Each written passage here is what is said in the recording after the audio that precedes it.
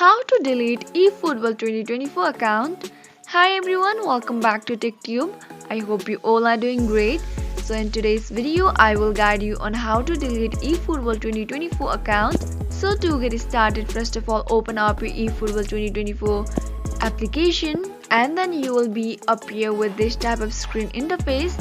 Now in order to delete your account, what you're gonna do is simply tap on extras and then go ahead and tap on services and info. Now you will be up here with several options. Among them is delete user ID option. Simply tap on it. Once you have done that, click on I agree the below and click on next. Now you will have to request the user ID deletion process to delete your eFootball 2024 account.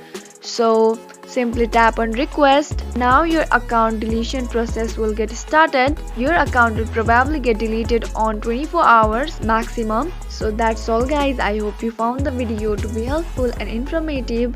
If yes, go ahead and subscribe to our channel and also press the notification bell for more updates.